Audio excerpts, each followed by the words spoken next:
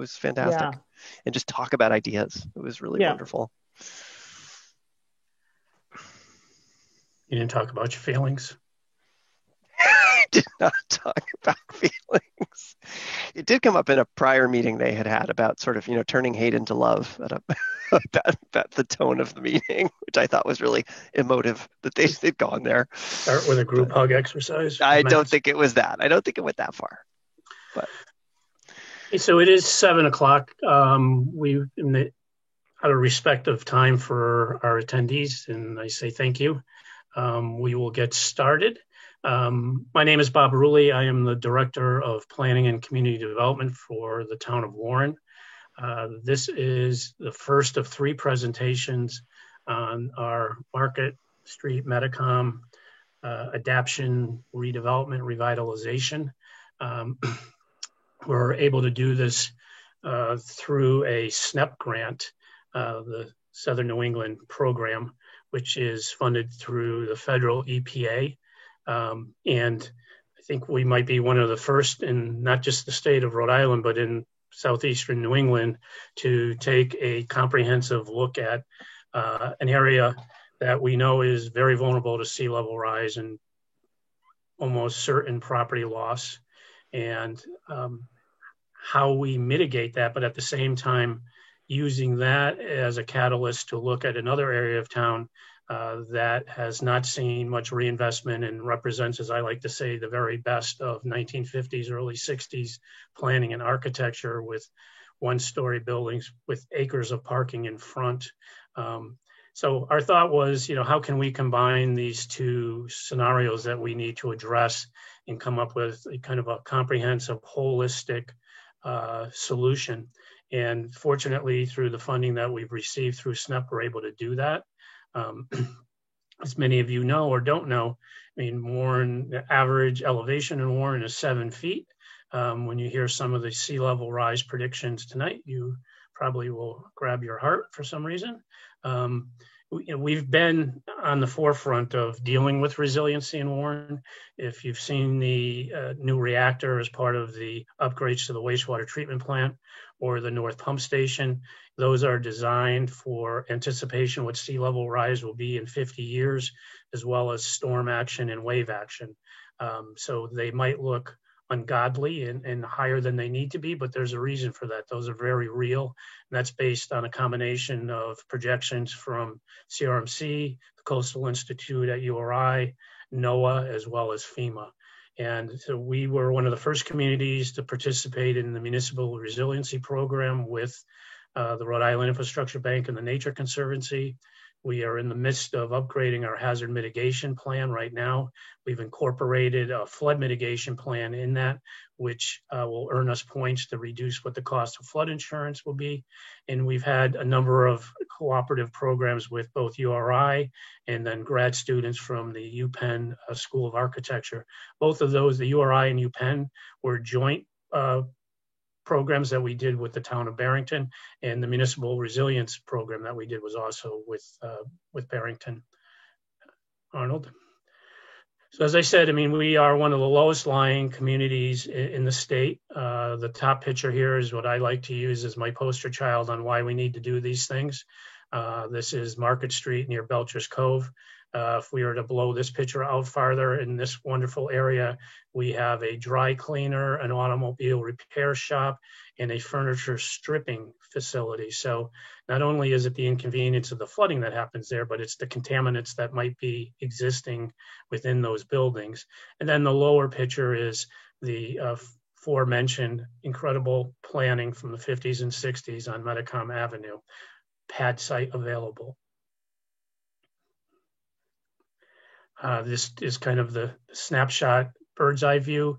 This shows you the proximity. We've got the Market Street area to the top of the screen, and then in a short distance away is Metacom. In that short distance, Metacom is safely out of the floodplain. Everything flows from the south to the north towards either Belcher's Cove or the Kickamuit River. So as we project additional development in the Metacom area, we wanted to be sensitive to how we were treating stormwater and making sure that we were being responsible with respect to that. So again, as I said in the beginning, this is, a twofer, if you would.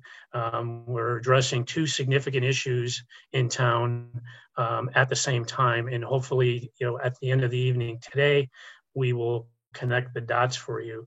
So the program tonight, I'm fortunate to have two people that are much smarter than me with me. We have Dr. Diane Moss, who is the Chief Resilience Officer with Fuss and O'Neill Engineers, as well as Arnold Robinson, who is the Regional Director of Planning for Fuss and O'Neill.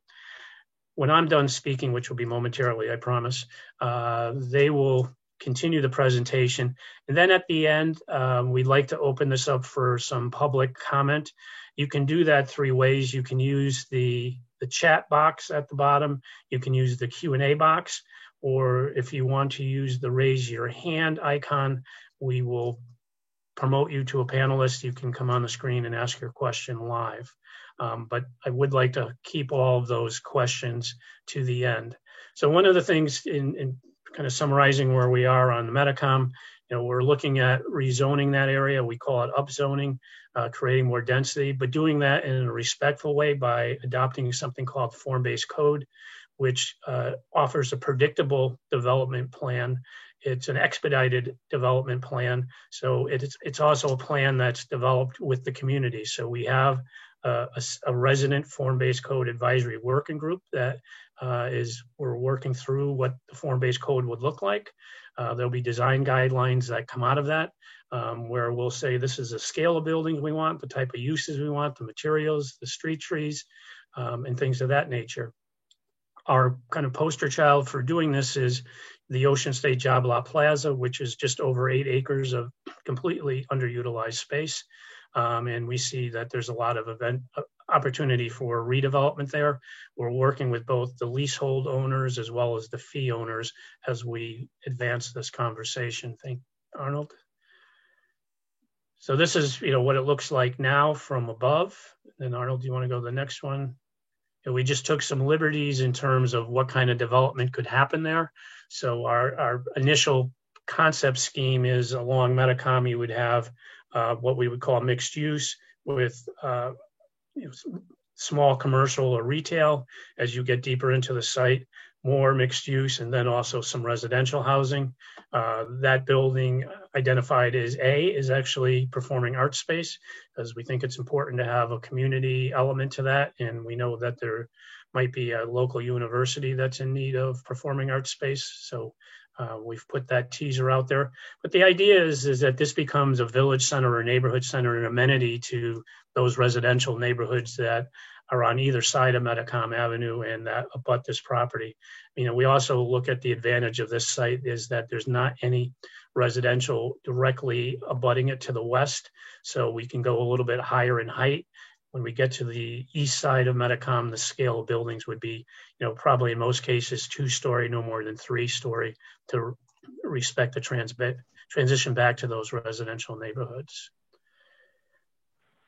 So right now, again, we're in the data collection. This is the first of our public outreach workshops. We do have a website dedicated to the project.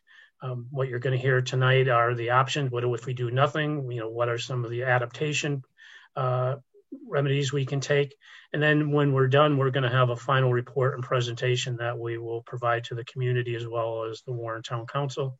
And we hope a much wider audience, because one of the factors that we had in our application to receive the funding for this is that this is something that could be replicated in any community in Rhode Island, in fact, any community in Southern New England.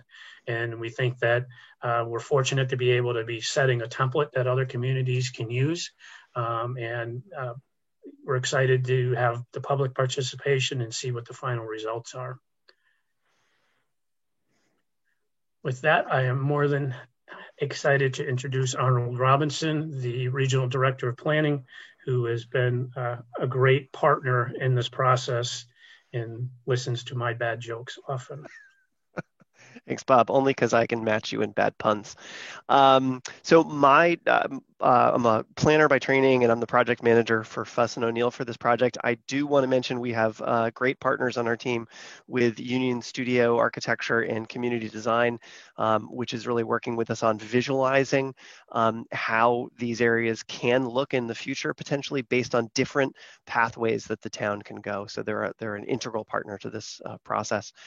My job tonight is to really walk you through the existing conditions and sort of, we all have different levels of knowledge of places we travel, things that we see, businesses we go into, friends who live in different places. So we all have different levels of knowledge of different geographic areas. And one of our jobs in this process is to quantify a lot of these things in terms of how many buildings, tax base, infrastructure, so that decision makers and residents and property owners can make informed decisions. So it's not just sort of emotion, but it's based on facts. And so in our first sort of presentation tonight, we're going to walk you through existing conditions for Market Street, and then we're going to walk you through existing conditions for Metacom. Now, mind you, everything I'm talking about tonight is already published on the project website. The existing conditions report is a PDF that is up on that site, so you don't have to feverishly take notes. And if something comes up and you want to look that up later, I'll post the website address in the chat and also on the screen later on, and you can go there and read to your heart's content about the same things we're talking about. So I want to start with the Market Street project area. And the way we've defined it is really the Belcher Cove area, moving, which is up here in the north in this image, and then cuts across this sort of stream that feeds Belcher Cove and moves to the south, really all the way down to Franklin Street. And initially when the project was started, we thought we were sort of going to Child, but looking at the hydrology, looking at the way water is going to be moving in the future, and the way sort of things are connected, the north side of Franklin Street is our boundary for the project. So it's 184 acres of space. It's got approximately 400 buildings. In there are 700 housing units, just over 700 housing units, which is quite a density, and about 30 businesses that are some scattered along Market Street and Child Street, and a bunch in the manufacturing zone, which we're going to talk about. This was not always a developed part of Warren. You can see in this 1870 atlas the dense part of downtown here and the dense part of sort of Market Street. But when it got to the crossing with Belcher's Cove, this really opened up into farmland. This was either salt hay marsh area or low-lying farm area that might have flood occasionally, but was pretty wide open. Not a lot of building going on out there. But with the coming of the mills in the later part of the 19th century, we begin to see development. This bird's eye view from 1877 shows us that the streets are beginning to be filled a little bit more. And we know that by 1939, in this aerial photograph, the areas along Market here, along the shore of Belcher's Cove, the cross streets through here with Benefit and with Mason and Asselin and Ellis Avenue, these are really all filled up with multi-unit buildings, some single-family buildings, and there's quite a density. What hasn't developed is this low-lying ground to the south of Child Street, between Child and Franklin. That is still open farmland by and large, with some mills bordering the edges. So that's historically how it grew up, and what we really need to pay attention to is what is it now? Where do folks live? Where do they have their businesses? How does this area function? So if we break it down, the map, the colored map, shows us sort of zoning, which is the town's legal guidelines for what uses should take place in what zones. And pink is the business district, and below Child Street to Franklin Street is a manufacturing zoned district. But really everything to the north of that, north of Child, and some pieces that run off Federal and some other streets near Belcher's Cove, is residential, is R10, or some zones are R6, which is a higher density residential. And that's the bulk of the land uses, which is sort of housing neighborhoods and then manufacturing and commercial. But in real land uses, we took a deep dive in all the property rec tax records and all the use records that are out there. Single family land use is about 19%. Multifamily housing, 2 to 5 units, is about 18%. And not many buildings over 5 units, so about 40% is residential. Vacant commercial and industrial is 15%, commercial's 10, industrial itself is 8%, and then there's some utility, obviously, with rights of way and National Grid and some other pieces that are out there. So the land uses are really residential and some commercial and manufacturing. So what does that mean in terms of assessed property values? That's a really big factor, is thinking about the future of this is, what's the financial impact to changes in this area that might take place? So the whole area is worth about $138 million in assessed value, 586 parcels. The shading here, the darker it is, the more valuable the parcels are. So some of those manufacturing facilities and denser uses have a higher rating.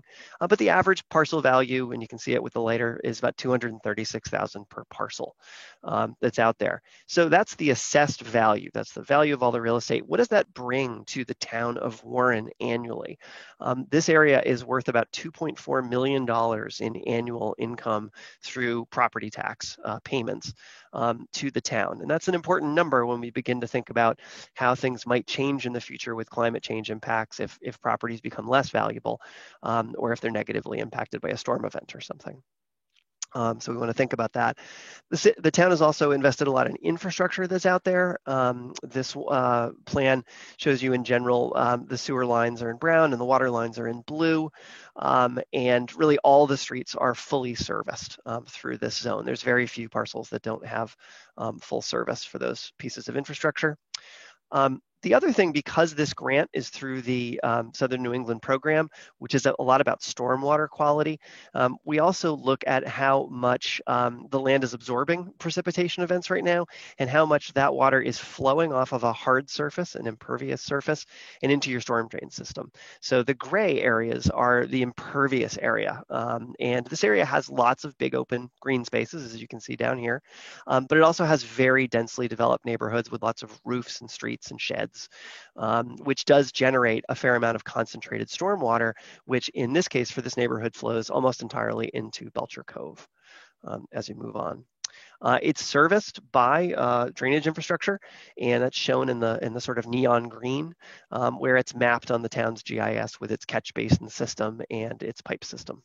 To catch all those. So many areas do have catch basins. Some, it's surface flow over the streets, which goes to the nearest catch basin, or might even go right to a street end and go right into Belcher's Cove. Another factor is flood zones from the perspective of a regulatory standpoint. So FEMA, the Federal Emergency Management Agency, is the ones who set the flood mapping. And just I did a quick screenshot to show you that for folks who are in those designated flood zones, which is the blue and the orange, are two different types of flood zones in terms of frequency of events, storm events. But the entire Market Street area, except for some higher areas towards Franklin and out by Arlington and Metacom, is within those federal FEMA flood zones.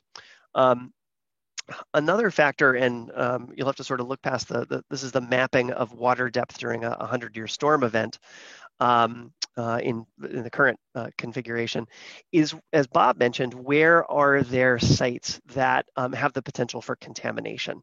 And so DEM maintains the mapping of different kinds of underground storage tanks, uses where factories are using different kinds of registered chemicals and things that are under storage. Doesn't mean they're necessarily dangerous as they are, but if impacted by storm events, it's one thing to consider as you write your hazard mitigation plan and as you think about potential impacts in the future. So the area does have quite a few, the Child Street corridor, some of the older mills, and then some areas up on Market Street. So there are some in the zone. And the other is we wanted to show existing mapped wetlands or existing designated wetlands that are out there. They're in the shades of green because this is a low-lying area that had a lot of wetlands historically. Not a surprise to see a lot of things that are actually designated wetlands. And they tend to be the spaces where nothing has been developed because the water table is just so high and flooding is more frequent in those zones. And Metacom Avenue is something completely different, obviously. It is on the higher ground. It is along a major state roadway, a 4-lane roadway. And so this area, the way we defined the boundaries is important on this. We wanted to stay with primarily those land uses that are within the existing business zoning or our existing commercial uses. And so, as Bob said, this is tightly abutted by residential neighborhoods and those streets that feed off Metacom and go down the hill on either side, whether it's down the west, Seymour and Fatima, or down towards the Kickamuit and Homestead Ave and Laurel Ave and Harris. So we stuck to the things that are already commercial in use or are zoned for commercial use. There's about 54 buildings, obviously larger in scale given their land use. 66 housing units are scattered without. There are a couple larger apartment buildings and some single family homes. And about 50 total registered businesses that are in the zone. It is interesting to look back historically at this and see this is the aerial shot from 1939, and to see that really everything on Metacom was farm fields. Metacom was originally known as Back Road. It got Metacom later, but there's a couple of estates that are sort of set back from the road, but by and large, you can see this is all farmland and all cultivated fields or greenhouses. So that it did not have a commercial use as we hit the sort of World War II period. This is the zoning as it currently is. Pink is the business district. Brown are residential uses. And those are some of those apartment complexes or the back of lots where it's closer to a residential zone for its definition. And not surprisingly, for folks who know the zone, 40% or 39% is commercial and industrial. Single family, surprisingly, is 23% of the part of the land of the parcel numbers. Multifamily is about 12%. And vacant is about 13%, and there's some state properties and vacant unimproved properties in the zone. So much smaller than the Market Street area, but much more densely developed. Assessed property value for this zone, because it's smaller, is about 59 million. And the total, but even though it's a smaller area, it punches above its weight in tax income because of valuations. So the annual income is about $1 million from this zone every year to the town from property tax payments. Again, it is fully sewered and has water service as well as it goes off the spine off Metacom and then cuts down the side streets. But it has a lot more impervious area. Approximately 76% of the land area is impervious. So the vast majority is roofs, paving, other hard surfaces, and this creates challenges for stormwater. For how that works in terms of sort of concentrating the flow. And where does that go? This is the system within Metacom Avenue. This is obviously the downslope as it's headed down. So that water is going, whether it's on the roadway itself or into those catch basins, going down Metacom Avenue. There is a connector into Vernon Street for some of the storm systems, and there is a connection to an outfall right into the Kickamuit River. So right now, a lot of impervious, a lot of stormwater flow, and no real infrastructure on site for most of these parcels because they were developed before the regulations that required on-site stormwater mitigation for most parcels in the zone. So that water's going right into Kickamuit. FEMA flood zone's not a problem in this area. You can see that same blue and orange shading along the Kickamuit, which shows us where those designated legal flood zones are. And our project area is well out of it, being up on the spine of the ridge up on Metacom Avenue. So very different. And only a few Rhode Island DEM regulated facilities, probably because newer period of development, different tank technology. And so there's a couple of auto related uses and older businesses that may have an underground storage tank are the only ones that are cited in the DEM records.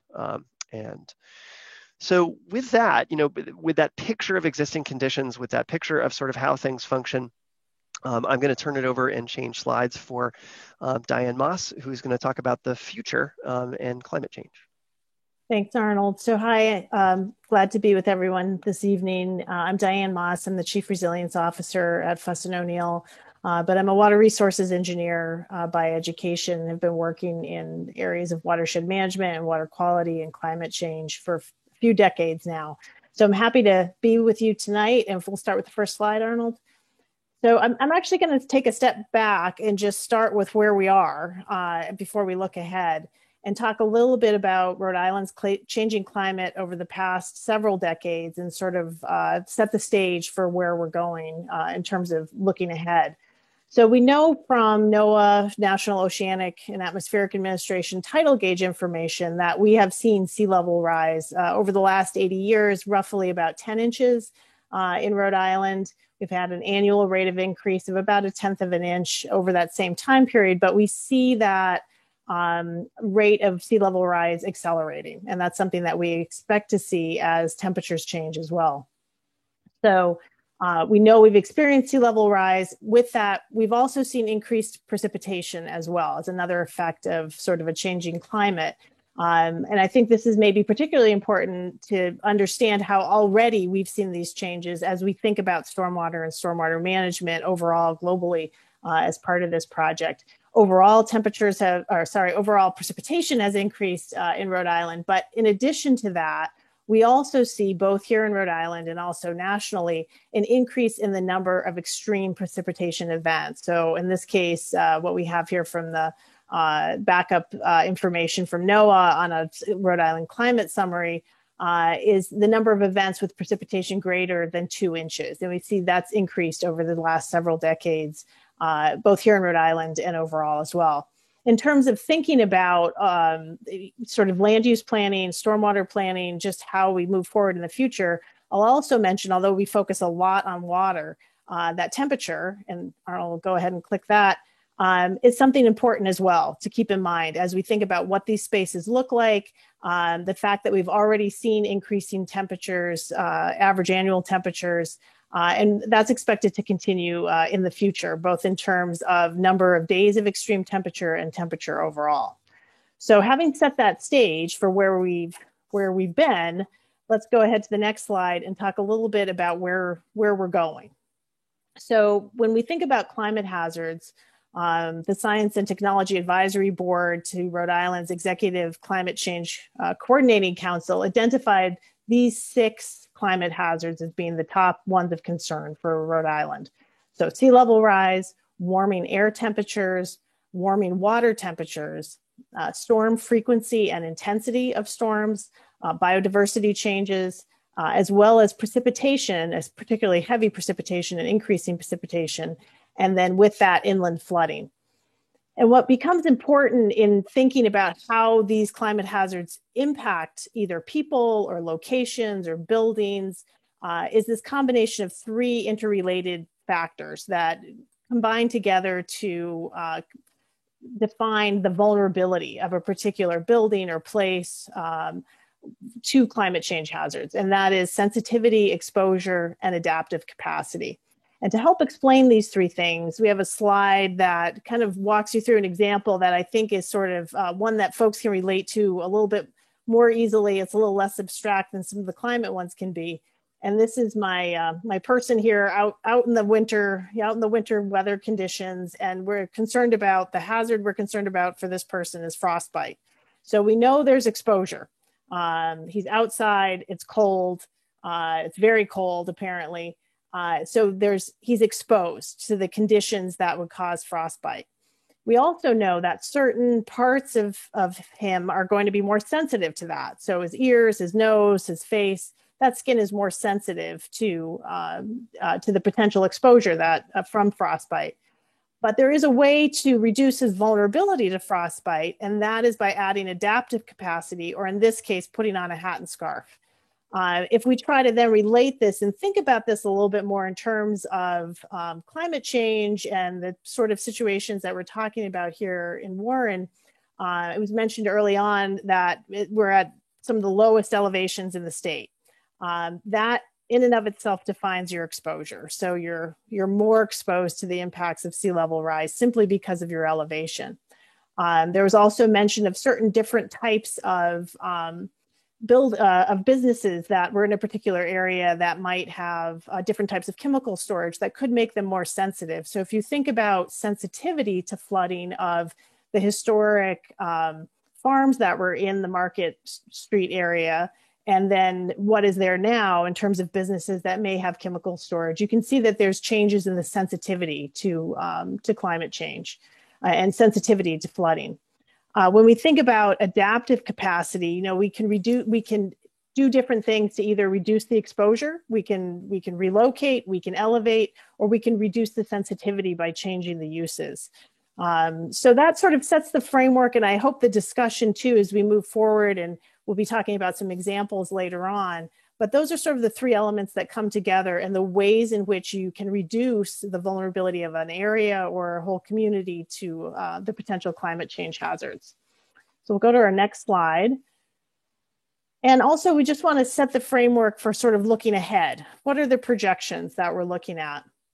We're very focused, obviously, here on sea level rise. And the chart in the upper left-hand corner there, if you follow the red line, that's the projection that the Rhode Island Coastal Resources Management Council, CRMC, is using. It's a NOAA projection that looks at potentially about 9.6 feet of sea level rise by the end of the century, even close to a foot and three quarters or a foot and 2/3 by 2030, which is now only 9 years away. So there's definitely sea level rise being a concern in this area, and this is a projection specifically, for Rhode Island. We're also thinking about extreme precipitation. And again, looking at, depending on different emission scenarios, we can look at a moderate or lower emissions or higher emission scenario, somewhere between a 10 to 20% increase in extreme precipitation events in the Northeast. And that's pretty significant when you think about planning for the types of stormwater management that you're going to need, as well as what the potential for inland flooding may be as a result of that. And then I'll also just mention temperature just to sort of fold that in as well. So again, we're looking at potential increases in average temperatures under a low to moderate scenario. So RCP 4.5 is sort of our moderate scenario that's used in climate modeling, of anywhere from close to 4 inches by mid-century to over 5 by the end of century under a high emission scenario, sort of, business as usual, no restrictions, getting up close to, over 9 degrees Fahrenheit by the end of the century. So I want to note too, sometimes there's a question about, well, how good are these predictions? How much faith do we put in them? How good are the predictions? And there was just recently a paper that was published about 2 months ago, looking at 177 tide gauges around the globe and seeing how how measurements at those tide gauges were matching up with what had been predicted for sea level rise. And the results were actually quite good, quite accurate. So it gives us good faith, good sense that we're looking at predictions and projections that are both useful for us to use and that we can put a certain amount of confidence in terms of planning moving forward. So we'll go ahead to the next slide.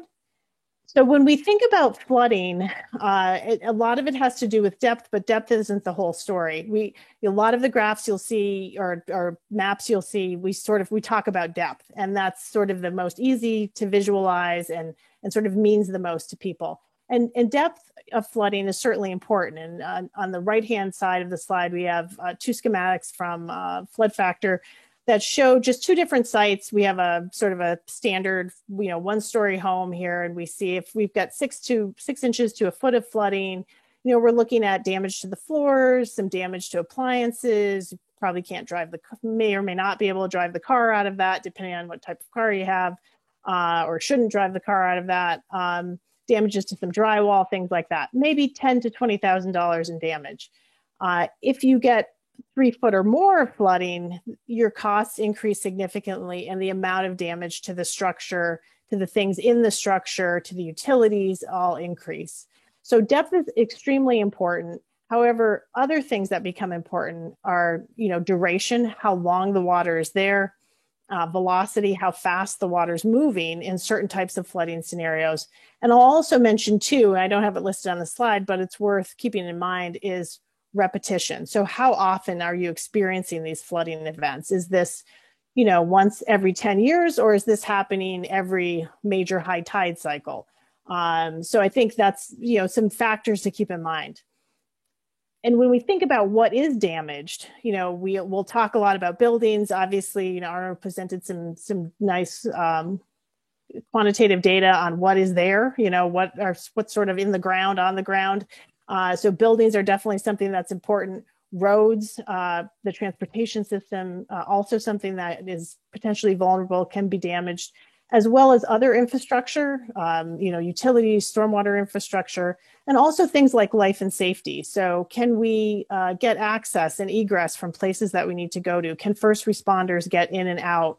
What about things like, that are potentially hazardous that could be released during a flooding event? So all of those sort of are things to think about in terms of potential for vulnerability as we look at what we expect future climate scenarios to look like. So we can go ahead to the next slide. So this is going from left to right, just looking at high tide projections over the period 2035 to the end of century 2010. And you can see, by 2035, we're looking at high tide flooding or high tide depths, I should say, around a foot or so, reaching to Market Street. By middle century, reaching down towards Child, and then just spreading from there and extending in both, in both downward, I'll say, from Belcher Cove, but also sort of spreading across the region as well, and increasing in depth. So again, this is high tide flooding. So this is not storm. This is not, any type of event. This is just with sea level rise, what the projections are for high tide flooding to take place.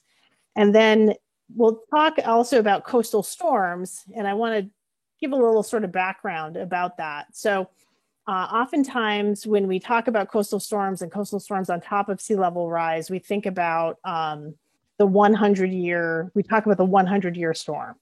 And so just to clarify, the 100-year event is the event that, based on historic records, and I want to emphasize historic because we know that conditions are changing or have changed, as we've seen with, for example, the sea level rise information. So that's an event that has a 1% chance or 1 in a 100 chance of occurring in any given year. But we also know that we can have multiple 100-year or 1% chance events in any given year.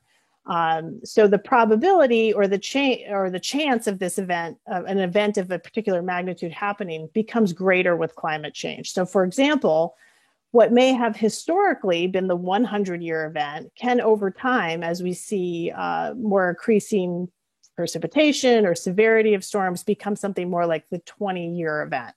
So something that had a 1% chance of happening now has a much higher probability of happening as climate changes.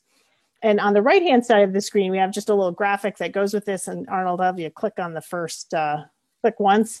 And so in the nice weather, we see that, the black dotted line there is our normal high tide. And at the top of the screen, when we have a storm, we have storm surge that creates flooding in the city there at the edge of the picture. Now, if normal high tide is higher, then it stands to reason that, if we click again, Arnold, when the storm surge comes in, that's even higher. So basically, there's a layering of impacts as we have sea level rise and storm surge on top of that. So in the next few slides, we're going to run through, we'll click through these very quickly so that almost appears as an animation. And you can see what the sea level rise projections with the 100-year coastal storm, and this is the current 100-year coastal storm, how that changes, what areas are affected as we move from 2020 forward to the end of century. So Arnold will let you click through those quickly to give folks a sense of how this area doesn't really expand so much in area. It's really more so the depth of flooding changes over time. And becomes, fairly significant and really impacts that whole area as well. Now, Arnold made the point earlier in comparing the two locations that they have very different impacts in terms of potential for flooding. So again, just to sort of set that visual up and make that comparison, you can see here with sea level rise projections and a 100-year coastal storm at the end of the century, we're looking at very, very different conditions at each of these locations. One way to think about this, to relate this back to our sensitivity, exposure, adaptive capacity piece, is to say that simply at MENACOM, we just have less exposure to the flood hazards than we would at market. So I just want to wrap up with this next slide and just also mention transportation assets, because this sometimes in the conversation about climate vulnerability and hazards, we can get very much focused on buildings and forget how important transportation can be, both in terms of sort of, setting up a framework for future development, for allowing for, critical services and access egress. This is something that's been considered by the Rhode Island statewide planning program. And I think these graphics just give you a strong sense of, where the exposure to sea level rise alone is happening, which we see, very much concentrated in that Market Street area. But then with that storm surge event, we really see that, that broader area being impacted by this as well. And it's important as we think about this to sort of think about, well, what does that mean in the broader context, for the whole community as we think about both transportation planning and land use planning and climate resilience planning as well. And with that, I'm going to turn it back over to Arnold to sort of talk about where you go from here in adaptation.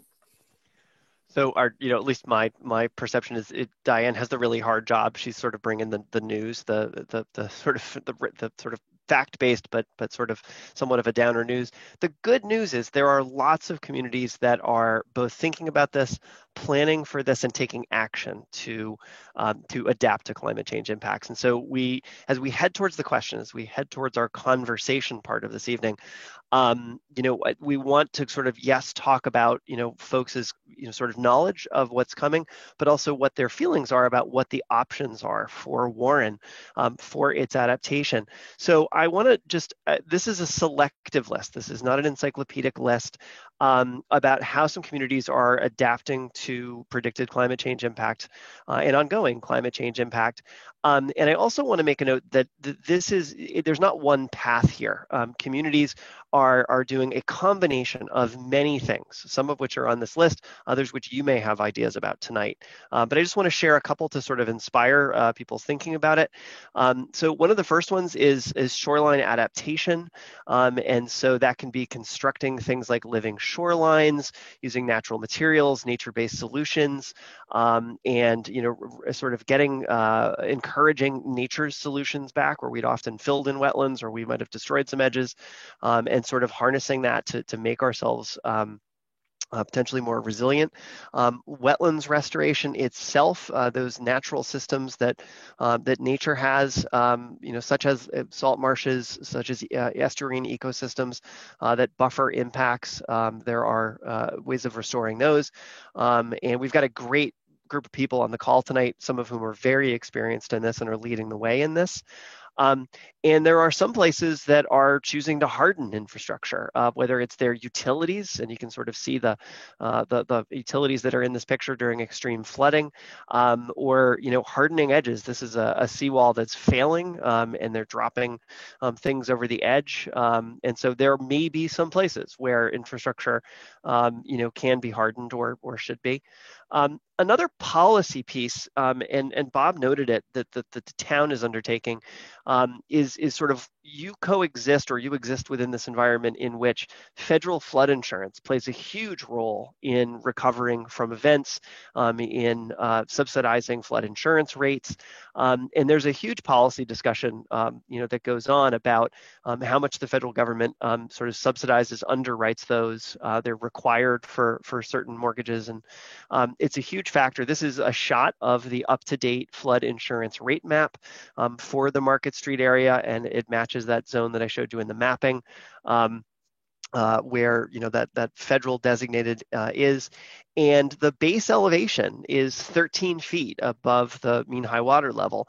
So anything that is below that point, it has to have that insurance. And what's interesting about this is, will that policy stay the same where the federal government has been continuing to subsidize that, or might that change? And how will that affect the reconstruction of buildings, buildings if there's repetitive loss from high tide, the configuration of buildings, whether they're elevated, and the trend has been one where there has been more and more losses due to hurricanes, extreme precipitation events, and other disasters, but where the flood insurance program has been super busy due to large storms or an increasing frequency of smaller storms. We've just got a couple up here with Katrina, Sandy, Harvey, that cause that damage. And will that stay the same? Other communities, New Jersey, after rebuilding in Sandy, you see large scale elevation of structures. That's happening in many communities. And this is an image that's off of the federal flood insurance website that talks about elevation as a way to reduce your premiums for your flood insurance. And so this is, not just a physical response, but it's also a financial response to changing circumstances that are going on. So do folks elevate their properties and understand that they're going to get more frequent flooding in the zone? And another is communities that have done retreat and buyout programs, and where neighborhoods will be bought out from existing property owners. Some neighborhoods have moved wholesale, and some neighborhoods have been demolished. And then you think of Staten Island after Hurricane Sandy, and then those areas are restored as more functional ecosystems that can help to buffer future storm impacts that will be coming in. So there's a lot of research, and that is an ongoing program that FEMA continues to implement and study and consider expanding. And another one that some communities are doing, but as Bob said, Warren's sort of on this cutting edge, is thinking about, well, if areas are going to be more frequently inundated, might you find places where you can replace those housing units, relocate those businesses, think about how things can go. Some are very large scale movements that have taken place of development of new neighborhoods. And some of them are lower scale. These aren't in response to floods. For these examples, this is South County Commons, but this is an example of a project where a dense sort of new town center, village center, mixed use residential with commercial and public spaces, is developed to provide those additional spaces. And sometimes it's very, low lying and sort of more neighborhood scaled residential 3-story kind of a thing. So these all come out of some precedent work that Union Studio did, looking at, what are the models for this? Where is this happening successfully that folks are developing, quality new neighborhoods with, mixed use and as Bob said, sort of access to transit and other pieces that are out there. And as he noted, we took an early stab at looking at, what if, because you've got an owner who's been interested in talking about it, if Job Lot Plaza became one of those places where you're able to develop housing and to potentially relocate some businesses on higher ground, if you will. And so that's where that study came out of. But really, we wanted to share this information. We've been successful in keeping ourselves under our budget of 50 minutes to sort of share those pieces. And what we really want to do is hear from folks who are, own property, who are residents of this area, or business owners, people who are active in this discussion of these future impacts to Rhode Island, to Warren. I've got a couple of things that are not so much questions as they're prompts that folks might consider as an approach to this. And I want you to think the project team is all on this call tonight. And what we're really going to be doing moving forward is sort of coming up with 2 scenarios. And we are going to be quantifying a scenario of, if Warren does nothing, what might that look like? And we'll be doing that forecasting on damage to properties. We'll be looking at, what happens to infrastructure, loss of housing units, loss of property, all of those kind of things. And to say, because doing nothing is always an option for people, and for places. So we want to quantify that and understand that visually. But the second is to say that if you were to put in some of these adaptive strategies and enact these, what might that future look like, so that you know about the choices of the pathways that you take as you move forward. So we're going to be listening to you tonight. We're going to be listening to folks, both their questions and hopefully answering those, but also if you have thoughts about particular ways of adapting or what that future course might be. So my prompts that I'm just going to show really 6 quick questions, and people can either riff on these or come up with their own. We're interested to knowing, what existing conditions were news to you, when you sort of saw this presentation, whether it's the amount of housing, the value of properties, whether it was more or less than you thought. Were projections of sea level rise that Diane presented new, and were projection of storm impacts on top of that sea level rise new to folks. And then as we think forward, we really do want to hear, what do you think the town should, how do you think the town should work with property owners, residents, and business owners in the Market Street area, that very low-lying area where Diane showed those forecasts of impacts? And what should the town do to work with property owners to improve Metacom Avenue? What can that be in the future? Should it stay? Should it change? What might happen? And then as Diane ended on, what should happen to major transportation routes? That's more than just Warren. They're located in Warren, but they impact everyone moving north, south, and east and west with 136 and 103.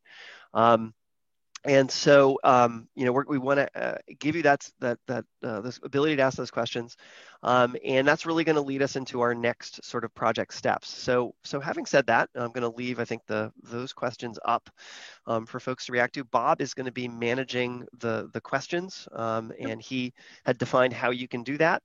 And in the meanwhile, I'm going to put in the chat, if I can get there, the website address so everybody can get it. So before we go there, and thank you, Arnold and Diane, to be able to, I think 3 real estate agents dropped dead during this presentation, but that was to be expected. But to be able to put this in concise presentation is really difficult. This is something that I've talked about often, that, I think that Warren has distinguished itself to be proactive in terms, as opposed to being reactive. When we talk about the transportation issue, as an example, those roads that are inundated by flooding are evacuation routes. So, we've tried to engage DOT in these conversations. It's been very frustrating, but we're making slow progress. The repetitive loss is a concern when we look at what the property values are. If in fact property values, were to disappear and we didn't have a way to replace those, that would have a really significant detriment to our local economy. And then the added cost if a property owner walked away for the environmental cleanup and the demolition and removal are all things we need to think about. So when we think about the expansion of the Metacom Avenue corridor, and all of these things cost money, then we've talked about introducing something called tax increment financing, which enables a community to take the additional tax revenues that they're seeing because they've done something to encourage redevelopment or reinvestment or revitalization, and reinvest that into the public. So we potentially would use that to fund housing buyouts or stormwater improvements or hardening or adaptation. So we've got a whole kaleidoscope of programs, both at the Market Street area and Metacom, that we're merging together to take a holistic approach to how we address these problems. And I think the really cool thing about this is that this is the smallest town in the smallest county in the smallest state kind of leading this charge. And and we wouldn't be able to do this without the support of our town council.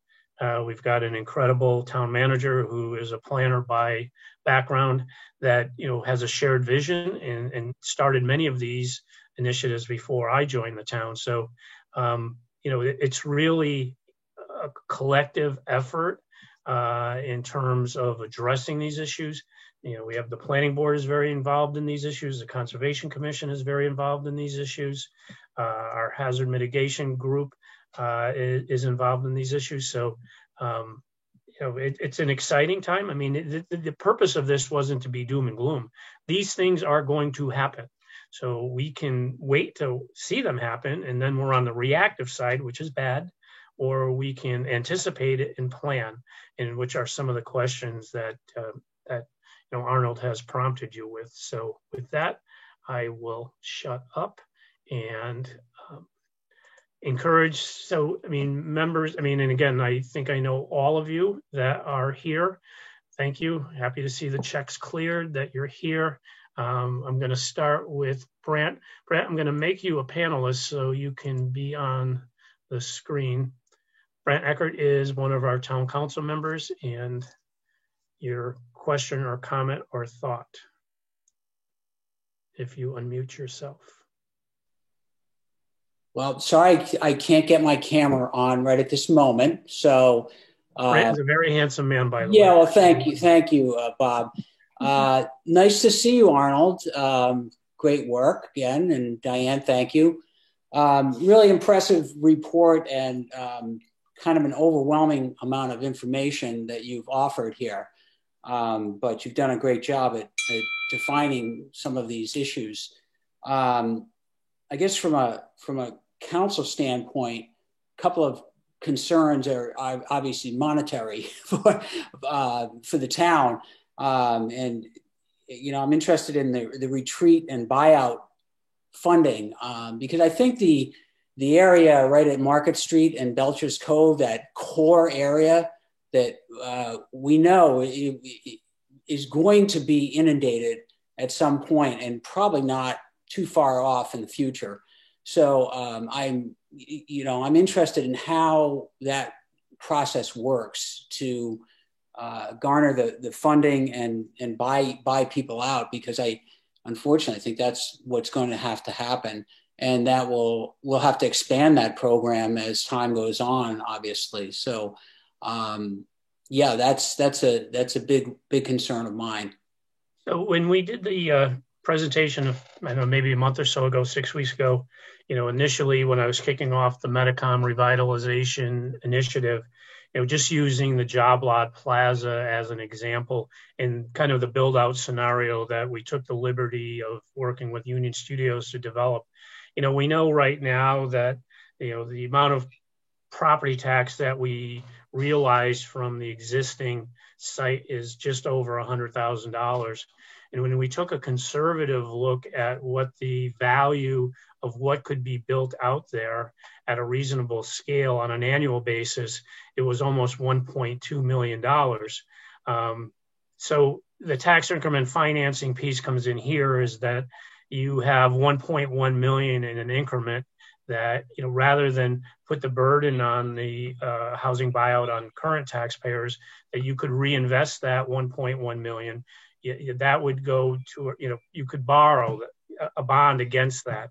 If you knew that you had 1.1 million in debt service on an annual basis, you can borrow a significant amount of money that could be used for these both property buyouts and some of the adaptation strategies, as well as some of the stormwater mitigation strategies. And that's just taking a snapshot of one particular site.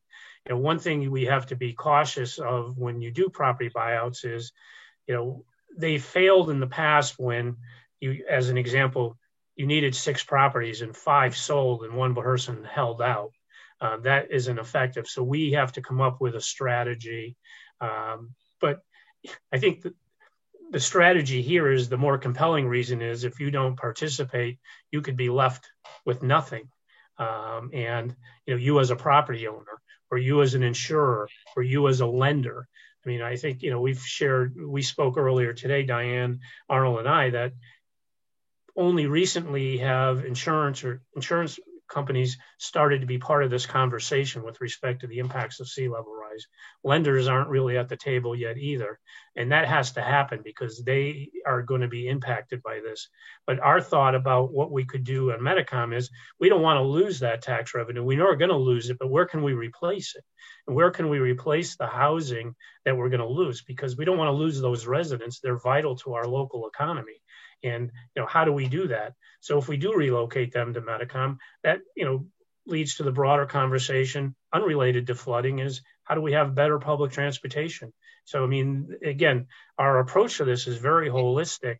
It's got many tentacles to it, but we believe there's a way to fund this, but it's a complicated equation, but it is an equation that has to be addressed. And I hope that begins to address what your question was, Brant.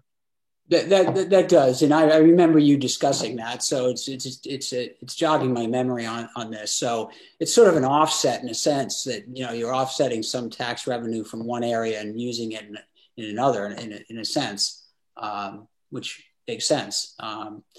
But yeah, complicated, obviously. But it sounds like it's going to have to happen in order to deal with these issues as we go forward, for sure. And one thing I'd add too to Brant, one of the scenarios that we're planning for is the sort of, if you take action, then what can that look like, and what are the precedents to do so? And on the project website, the full project schedule with all of the tasks is posted on that, so it's completely transparent. Folks can see what we're doing. And one of the things, as you talk about that, sort of retreat, out of the areas of market that are going to be flooded more and more as time goes by, is that we have a lot of great partners and a lot of great models to look at for how you can restore areas of wetlands that where there has been development in the past, and you remove it and you make that part of your functional ecosystem and your adaptive barrier. And I think one thing I would urge folks who are professionals out there, and I'm looking at the call and there's a lot of experience out there, do go look at that scope and see what we've built in for how we map these two scenarios. And if you have examples of, hey, they did this in Charlestown, they did this in Matunic, they did this in New Jersey, whatever it is, please share that with us, because if you have a vision for what those areas can be, whether it's development on Metacom or whether it's retreat, and mitigation on in the Market Street area, we need to hear from folks so that we're not showing up with surprises when we come back with these two scenarios. We want input, and folks can right on the project website, there's an email link, so folks can send us a project email with their thoughts, and that's the best way to reach out. Well, thanks. I'll let you go on to some other folks. I'm sure there's many questions, but just know that I support the work that you do.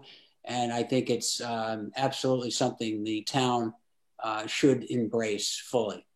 Thank you. Thank you, Brant. Does anyone else have any questions, comments?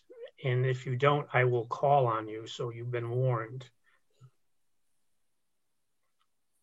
Okay, you've been warned. Excuse me. Charlie Roman, can you hear me? Raise your hand.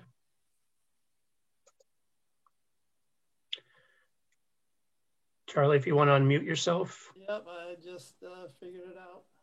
So, Charlie, if you just tell those that don't know you, and that might be one or two people here, who you are and what you do. And I don't mean to put you on the spot. I'm just interested to hear your reaction to what you saw tonight. I mean, I know you know a lot of this, but, and just your thoughts, please.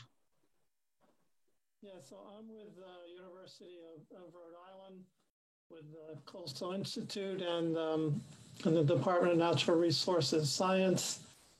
And we've been working, and Bob mentioned this early on, we've been working with Warren and Barrington for several years now on many of these topics. But this has been just a terrific, public education, talking about the issues and some solutions in a very succinct way.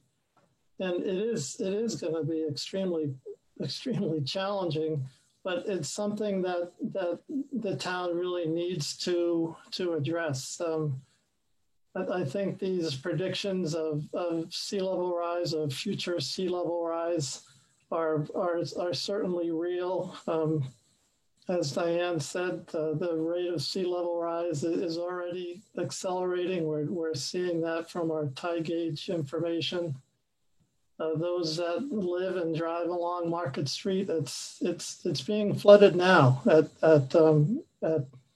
king tides, extreme high tides, and even small storms, small nor'easters. It's being flooded. So I'm so pleased that Bob and the town and all the officials are are really moving forward with this. So thank you.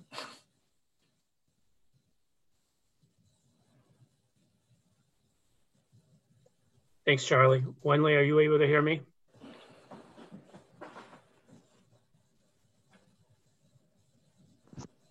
Hi, all. I'm at a grocery store coming back from a wetlands restoration project in Bristol. That's why I called on you. I have a mask on, and I'm at checkout, so I'm not very, that's kind of beyond me to multitask and talk in a Zoom meeting, but I wanted to tune in. So thank you, Wenley. Effort, by all of you, and thanks. I'm excited to see the town of Warren adding this adaptation technique to the tool bank in Rhode Island. Thank you, Wenley. Please pay in cash. Thank you. Thanks, guys. And Mr. Patterson is the vice chair of the Warren Planning Board. Jim, if you want to unmute yourself, you are. Thanks. I'm delighted that as some of the folks have said before, I'm delighted that we're taking a serious look at this and moving ahead with various studies. I've got a couple of comments / questions, and I'm not sure how realistic they are, but one of the things that it seems to me we need to be concerned about is the major routes of evacuation that we have in town. I look at the maps that you put up on the screen. Most of those routes are severely compromised in any one of those storm events. And I'm thinking about what happened after some of the severe hurricane that hit Fall River and also the city of Providence. They put in place, and I know would require significant funding, but it might be something we should look at.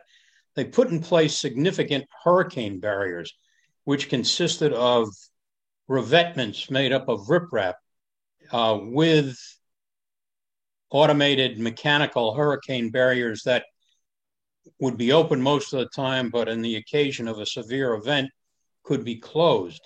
And I know it's effective in the Port of Providence, and I also know that it's effective in Fall River. Now, the cost of these things, I'm sure, is astronomical, but it might be something we need to just take a 30,000 foot look at to see what the total event would cost and if there's a way we could get our arms around it. I mean, right now, without any kind of significant mitigation with those severe events, we're stuck in town. So to that point, Jim, the Army Corps of Engineers, and again, Diane Arnold and I discussed this earlier, the flooding from Market Street is more of an impact from sea level rise and less from storm surge and wave action. Mm-hmm. And the Army Corps has looked at putting a hurricane barrier or storm barrier in between essentially the area from Blount Boats across to the end of Matheson. Right. And the cost of that was many billions. And wow, my God. And a majority of the cost of that would be borne by either the town of Barrington or the town of Warren, which when we got those initial numbers from them, we said that was not going to work. But what that did lead to is that, in addition to Brandt's question earlier, in terms of, how do you pay for all of this? FEMA has programs for property buyout. The Army Corps of Engineers has programs for property buyouts. So we've, kind of educated them that, we're looking at this too. So is there the opportunity between all three funding sources and others potentially to make this work?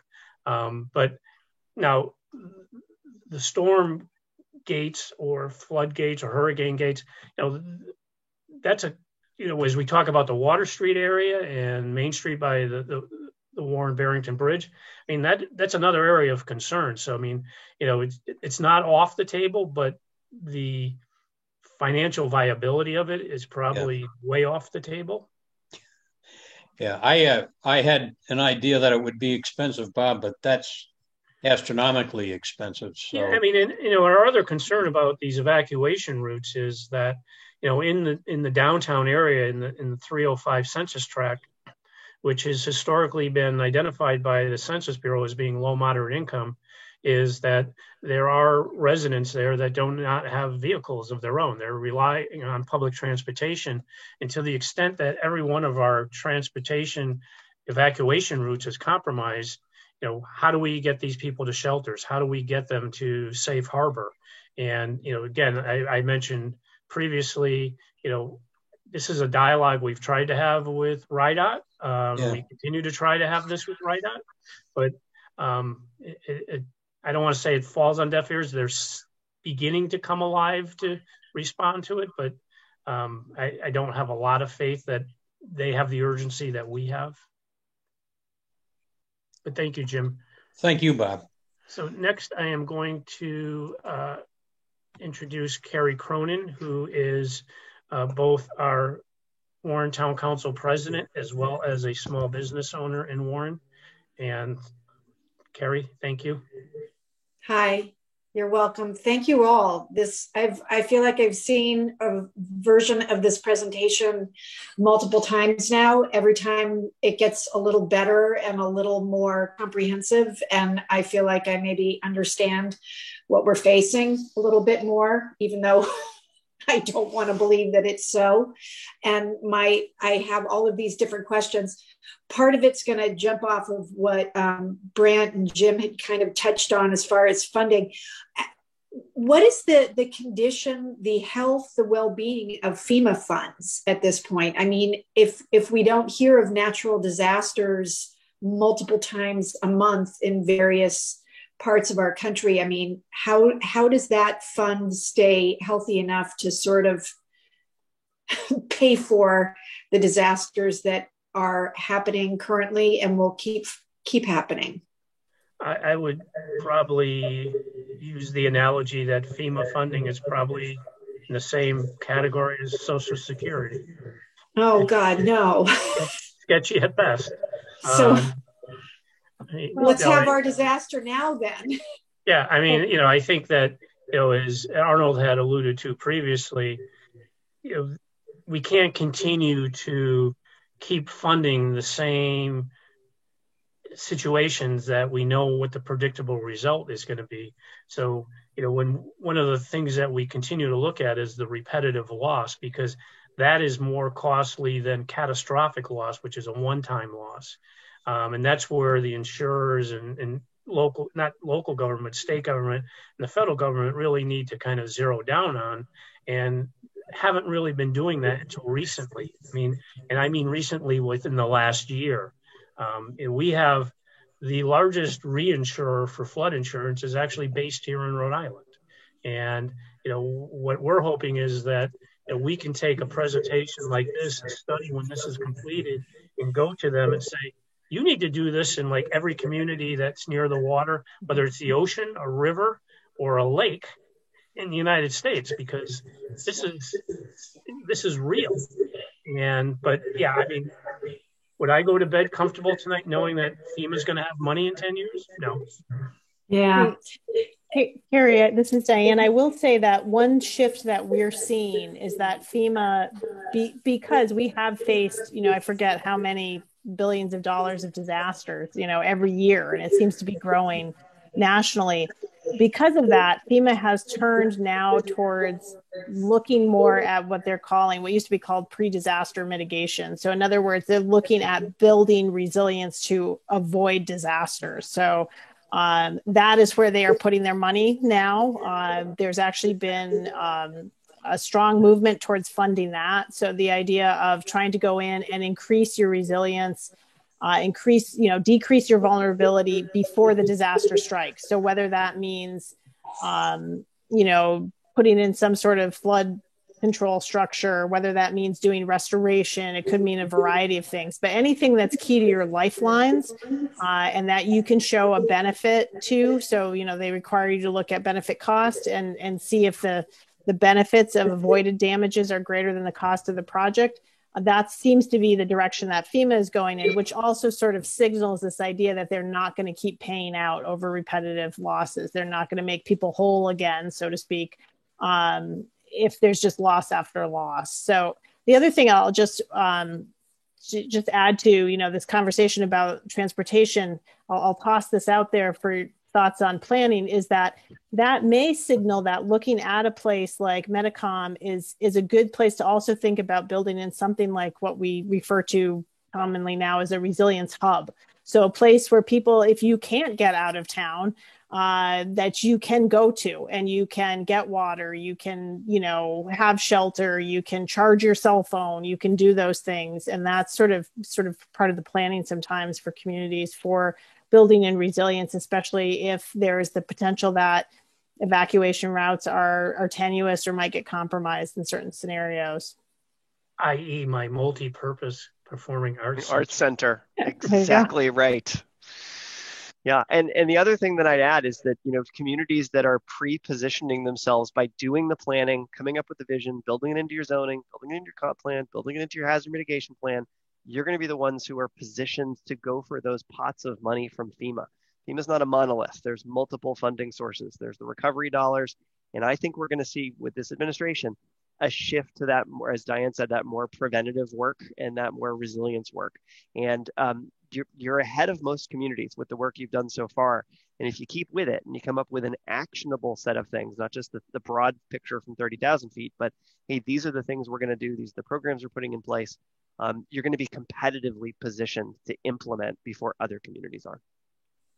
Okay, so you've kind of pre-answered my question, and this sort of I would go to Bob and recent conversations that we have when I've posed when is enough when it comes to sort of development in areas that are so vulnerable, and our comprehensive plan that is in redo right now, sort of gearing it towards this type of thing, which I know that we are, but at what point do we just put a cap on any new development or building or new businesses or anything, investment into areas that we know are going to be underwater? I mean, I have a business on Water Street, and I don't have flood insurance because apparently I don't have to have it. I'm not required to have it yet, which seems very strange to me because places that are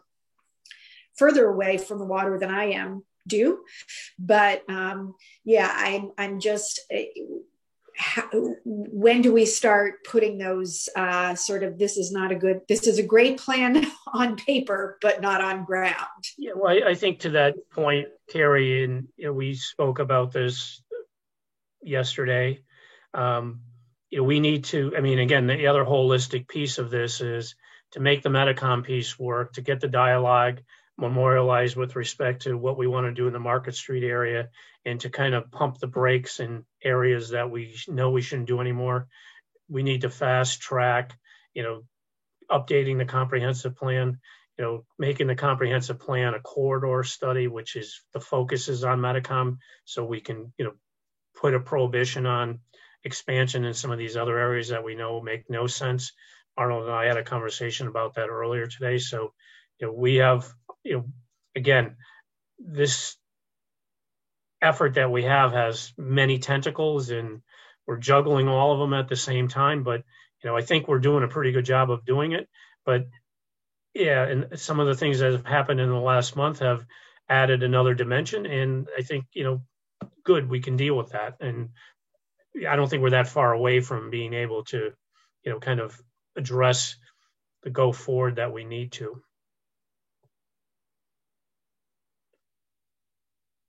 So Thanks. That's good. I had one other question that's now almost escaping my poor feeble brain. Oh, I know what it is. I don't imagine any of the three of you have this answer. Maybe you do. Maybe somebody who's in the audience and listening. Have you talked to anyone in any community or any communities who've kind of gone through this relocation process and sort of experiences that they've had with outreach to, say, individual residents or businesses? And hi, you are in a flood zone and we're going to buy you out. And now we're going to move you over here, and how that's all sort of worked from beginning to end, or is it too soon? No, I think in Rhode Island, and I mentioned before, I'd rather be proactive than reactive. The experiences that we've had with property buyouts in communities in Rhode Island, for the most part, have been reactive. And when that happens, then you get that lone wolf that is not going to, it's going to be the one house at the end of the street that won't accept any number you give because they want a crazy number, and you still have to provide utilities and services to them. So as part of this, and we've had conversations at the state level, and I've tried to engage people in this conversation from planning and the state's chief resiliency officer, transportation. I think we as Warren have to come up with our own plan on how we're going to do this so we don't get held hostage. But other areas of the country have done this very successfully. North Carolina has done it, Iowa areas that, have flooding from major rivers. But we've done really poorly, I think, in Rhode Island. And it's not a criticism, it's an observation. But I think that us getting out in front of this now positions us to be more successful in what this program looks like as we roll it out. Because again, we could say, this is a situation, you don't take this offer, you're on the hook. We could put a lien on property. We could chase a property owner, whether they abandon the property or not. We could chase them wherever they go, if we decide that they're going to leave a hazard that they're not prepared to correct. So, that's down the road, but those are all things that we think about in terms of, how we could put this program together. One thing I think too, Carrie, is that this process is typically one that, time is both your enemy in that these changes are coming, but it's also one in that you have time, and these typically take years, not months, right? So that education and awareness building of what is coming is a process you've been engaged in for years. You're going to continue to do that. This kind of outreach, hopefully, in the outreach we do directly to folks in the neighborhoods is going to be part of that. And I think and people need to see success stories of where this has happened and areas have successfully transitioned out of this. But knowing that it's not a rush, it's not in the sort of immediate, push, but you're putting your plans in place. And the other thing that will happen is you will have high tide events. You will have storm events that will serve as object lessons to folks. And so you want to be constantly educating, constantly talking with people about the danger. And hopefully you're not going to have a catastrophic storm. What you're going to have are, a nor'easter that comes in and puts, a foot of water over Market Street, and people go, oh, this really is happening. And Bob talked about this 6 months ago. I got to start talking to him about it again. But you have to take, I think, that long range view, but you're getting everything in place while you're doing it so that you're ready when those people are ready, and you're ready to be forceful communicators and sort of make the case for change. And you're doing it by setting it up now to be ready to take action, a year down the road. Yeah, I'll just add to what Arnold said that, we have sort of regionally some examples from New York and New Jersey. We're participating, we being some folks from Fuss and O'Neill, are participating in a conference this summer about retreat, looking at different options that have been going on around the country. And I think one way to think about this is not as buyouts, but really buy-ins. You're trying to get people to buy into this idea that it is in their best interest to relocate for a variety of reasons. I think ultimately, when all else fails, the market forces start to push, and you'll see it will become, because we see this being signaled now, more difficult to get financing if you want to redevelop or develop a site, more difficult to get insurance because the risks just start to become too high. But I think it's that idea. Arnold's very correct in his statement about, time, and it's likely to be, this is a phased approach. We've got I guess the good thing about sea level rise is it happens gradually. It makes it more challenging sometimes to make the argument for it and to raise the awareness of it, because it's a stressor. It's a slow stressor as opposed to a shock. We have a Hurricane Sandy come through. It's a shock to the system, and people tend to react to that.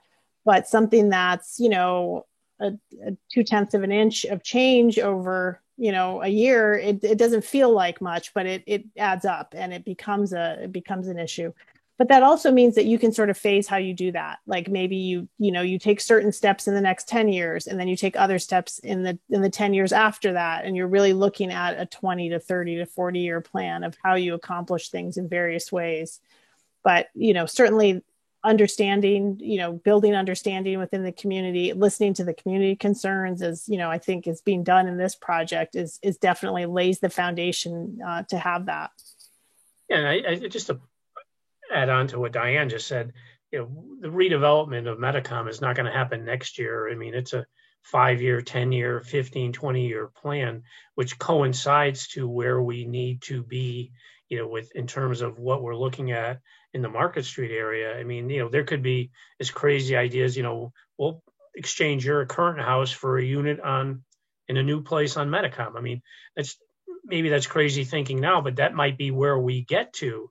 But again, if we take the position of do nothing and we're going to wait till it happens and then plan, that's way too late. I mean, and we're not going to win that battle, and we'll have done a disservice to the community.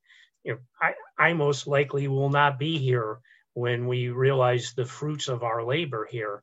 But I want my legacy to be that we at least let you know that we needed to do something. But, and again, I mean, it's easy to see the impacts of a tornado. It's easy to see the impacts of a hurricane. It's really painful to watch a pot boil. And that's kind of, what the analogy is when you're looking at sea level rise. So Linda, I'm going to promote you so you can ask your question. Carrie, I didn't mean to cut you off. Did you have anything else? I am done. Thank you so much. Thank you, Carrie. Linda? Okay. Thanks, Bob. Yeah, that was exactly that was the direction I was headed in terms of what you just said, because you've got to have something positive for people to move towards. If they've got to see the alternative, because I live very close to the neighborhood that's impacted. I'm in an area that isn't directly impacted, but walk through this neighborhood all the time and see the people that live there, and the scale of the neighborhood and the houses, and is going to be very different than what people would envision would be happening on Metacom right now. So you've got to have a really positive image for them to see, because it's a small, they're fairly small structures. People know their neighbors. People walk around, and it's totally different feel than Metacom. So that's going to be a major. Yeah, and again, I mean, and I agree with you 100%. I mean, you're absolutely spot on, Linda, because that's one of the unique characteristics, of Warren, is that as small as we are, we have these smaller micro neighborhoods and communities within the community. And when you're talking about somebody leaving a single family or a 2-family and then going to some kind of multi-family or apartment complex, I mean, that's a whole different mind shift. But there are other opportunities as we look for infill development within the community that we can assimilate. But at the same time, we can't ignore the fact that doing nothing is not an option. You are going to be impacted. Yeah, absolutely. I mean, and I don't want it to be Noah and his ark coming by to be the message that people get that, oh my God, I waited too long. Yeah. Yeah, no, absolutely. Yeah. Does anyone else have anything else they would like to add, comment, or speak about? It's almost 8:30. I'm extremely appreciative of those of you that took the time to spend an hour and a half with us on this tonight. And I, again, grateful for the partnership that we have with Fuss and O'Neill, with Arnold and Diane, and then it was with Union Studios, Paul Adelman and his crew. This is something that I'm very passionate about, if you didn't get that.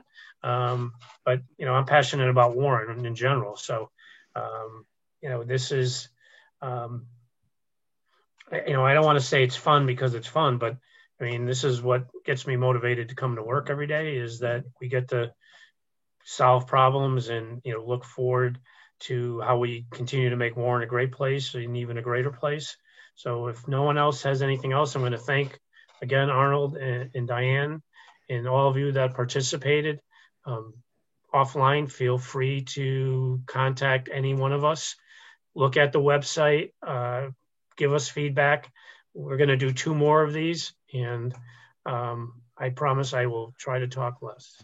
And Bob, I just want to share, I'm going to put on screen the next steps, and folks can look at it real quick, but you'll be famous. We're going to post the recording from tonight on the project website. It's going to be on the town's YouTube channel. And we're going to add and update information from tonight to the project website. The email address for the project is m2m@fando.com. That's the link that comes from the website, so you can send your suggestions in for that. And just for dates, so people know what's coming up in the future, that will be coming back. We're going to be working on the future scenarios, those 2 paths I talked about. And we will be coming back on July 14th for workshop number 2. I'll put that date up tomorrow on the website. And then our final report, after we get the feedback from the July session, will be in early September, right after Labor Day. We'll have a final series of recommendations, final report, final numbers for the whole project. And we'll wrap it up, because we want you to be able to start, integrating this with your zoning and your planning and your comp planning. And so we want to sort of stay on track to have an early September delivery for the project. So I just want to say thank you, everybody. It's 8:30. Job well done. Good night, everybody. Thanks. Thank you.